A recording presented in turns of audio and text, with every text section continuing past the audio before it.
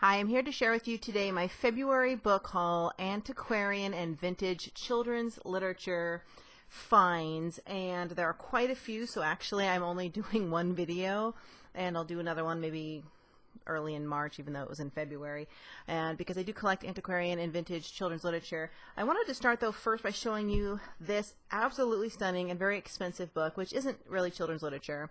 It's The Christie Girl by Howard Chandler Christie, who is an absolutely amazing and brilliant artist. This is a first printing, actually.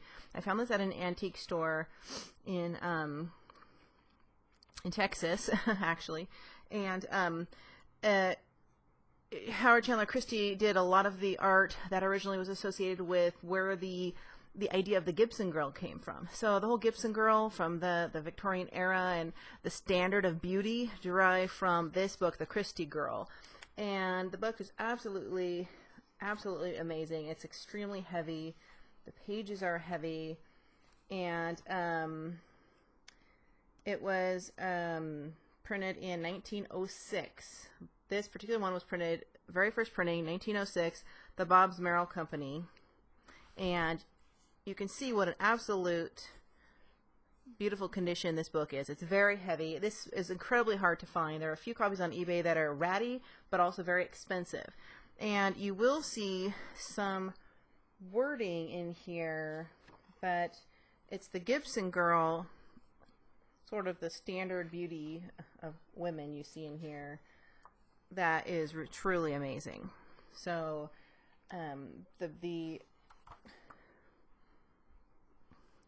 think they're oil paint. They're paintings of some kind. You have a lot of sort of poetry, which talks about the standard of the beautiful Christie girl, which later became sort of the Gibson girl. So this, I was so excited to find this, and I don't think the person in the antique store understood the value of this book, considering, and it actually has Howard Chandler Christie's signature on here. So this was, and I paid about $40 for it, but it should have been well over $100. So very fun, beautiful, absolutely beautiful. So here we go. Let's start with Toby Tyler, or 10 Weeks with a Circus by James Otis. This was written in 1937.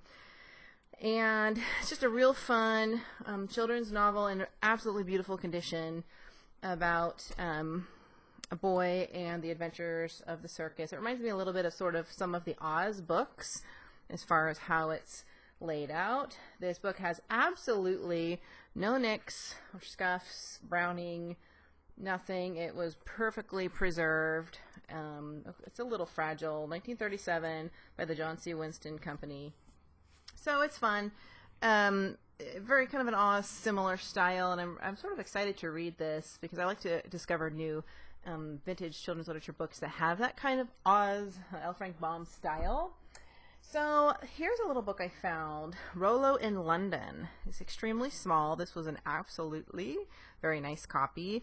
This was also the same era, I think in the 1890 to 1900. It's not dated, and it's by Jacob Abbott. And you can see here, there was a whole series of these books, Rollo here, Rollo there, and they're just little tiny books and about this boy's adventures through Europe. So it's a fictional tale, but very cute, very nice copy. This is actually, I believe, one of the earlier books. So I don't know much about it, but I know that you can go to the Jacob Abbott website and follow some of his work. So here I found Briar Rose, and this was at another antique store. And this one I wasn't too happy with, but I only got it because it was $1, because the pages are sort of those brown, almost like a grocery paper sack kind of a paper, which tends to bother me quite a bit. And this book was printed in 1930. But it was $5, and it was actually in pretty good condition. So it has sort of obviously a Sleeping Beauty theme to it. So this book also was from Texas. It's called Tales from Holland. And there was a whole series of these books in the 1920s. Tales from France, Tales from Germany, Tales from England. This was the nicest copy I could find from all the countries. and it's actually a very richly illustrated, considering the time in which this book was made, and it just sort of has these different tales about the culture. Of course, they're all fictional, and I really enjoy just the story of Saint Jacqueline, and it's just here, look at this one. So it was really a pretty neat book, and they had about 15 of them, but I'm sure you can find them on eBay too. The Book House for Children, printed in 1926. So this book is another book in amazingly good condition. I don't buy antiquarian or vintage children's literature that is not in good condition because I'm a little bit picky. So I want to show you Lorraine and the Little People. I'm very excited about this because it's by Elizabeth Gordon, and Elizabeth Gordon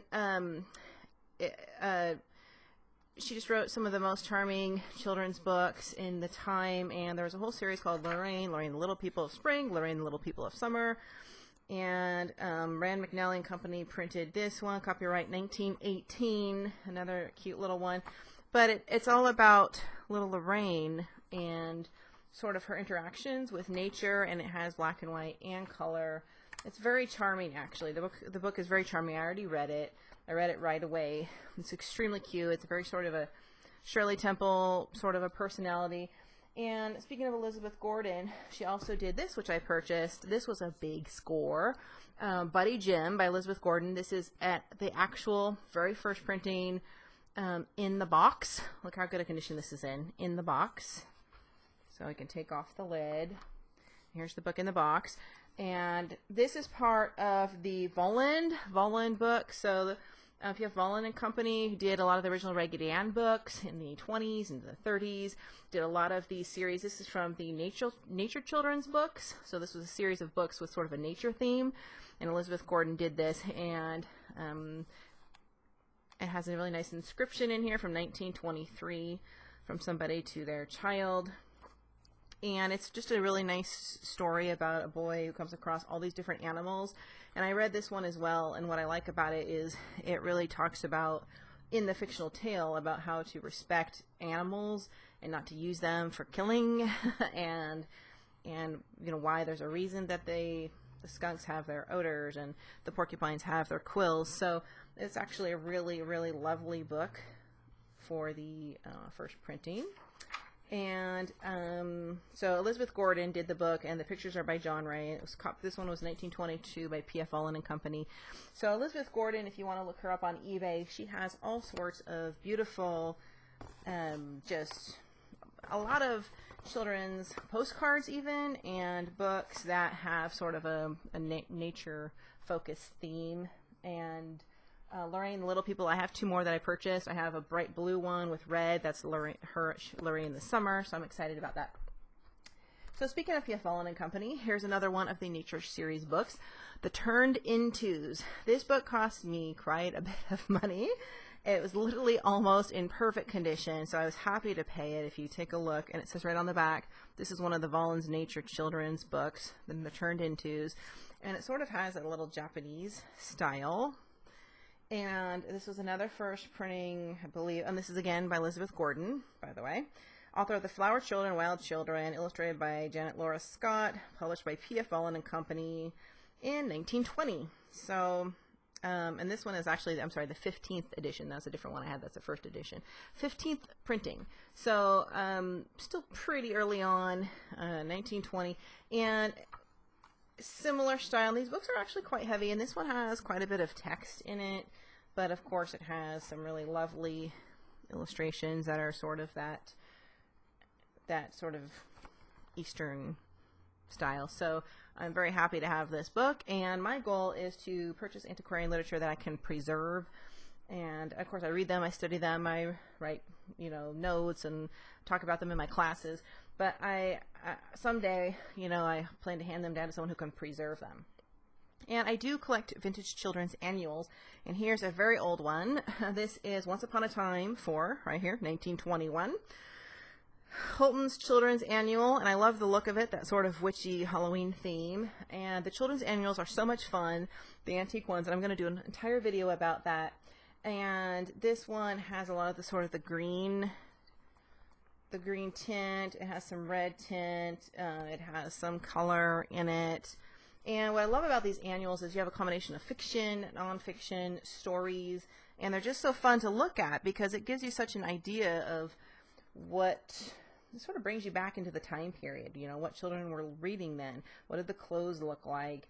And I think it's interesting how advanced some of the writing is in these annuals, and here's the back of it. So this was a really neat find. Not in as good a condition as many of my other annuals, but still wanted it. And I did purchase a Chatterbox Annual. Chatterbox is another annual, very popular for many, many, many years in the same period, early 1900s. Couples in Lyon, by the way, published the Chatterbox series. And there are lots and lots of vintage Chatterbox children's books you could type in on eBay. But they're mostly all stories with black and white supporting drawings, and not as fun. There's no color in it like some of my other annuals, but this was an absolutely brilliant copy, so I didn't want to miss out on that. And we were talking about P.F. Holland, and I want to show you another one I have from that series. This is one of the Holland of the Happy Children books, not the nature series. This is another one I purchased from the lady I got the turned intos from, and it's so pretty. I love it. It's absolutely beautiful. So I plan on taking excellent care of these Holland children's books, these early editions. And Winkle Twinkle and Lollipop is the name of this one.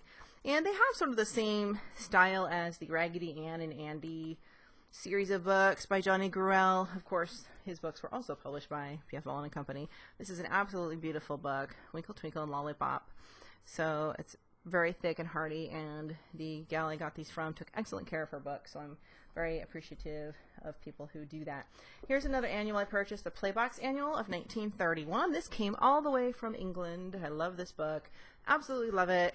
And these are the annuals that I like, that have a lot of color, a lot of variety. It's in excellent condition, considering it's from 1931, and it has some really neat stories, poetry, cartoons.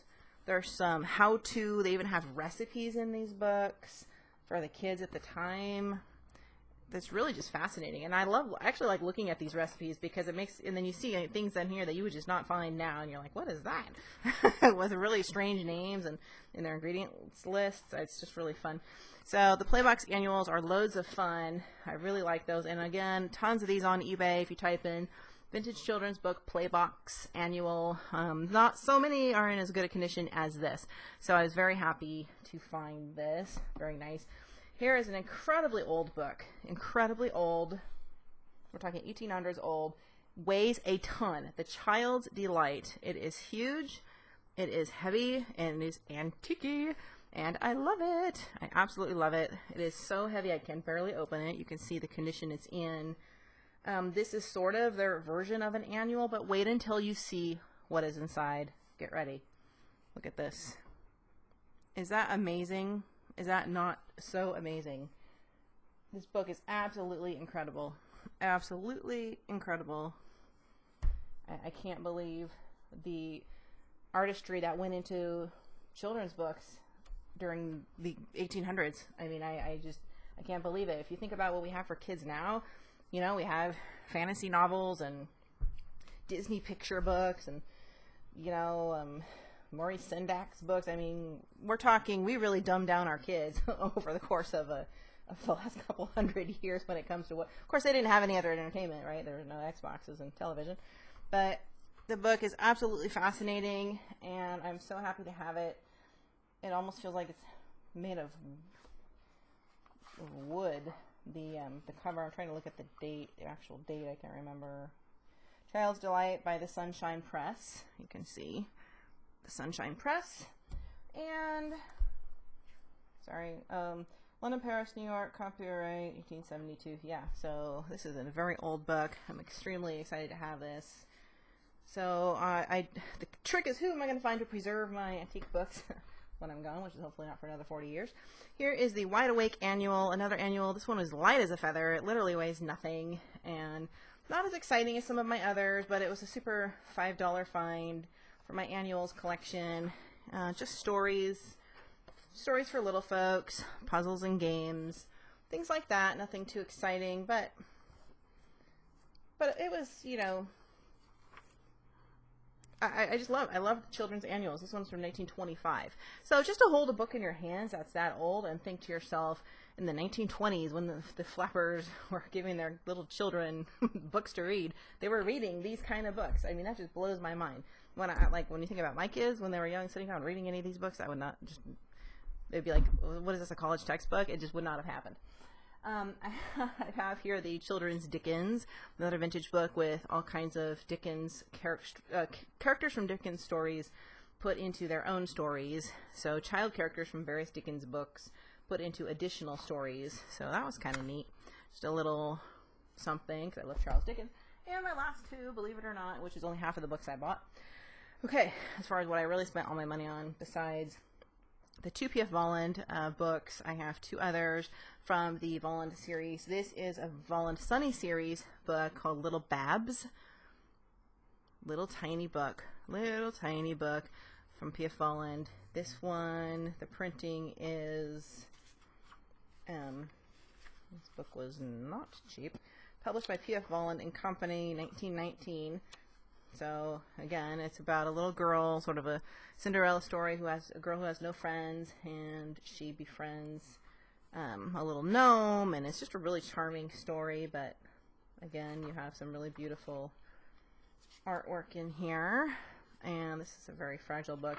But the condition of these P.F. Holland books that I found, which I put in with my Raggedy Ann Johnny Grell Holland series, are amazing. And then there's one other also from the Holland Sunny book series, which is Over the Rainbow Bridge. This one has a cover, and I think of the Rainbow Bridge, my mom, of course, who passed away, and my beautiful cat Odie.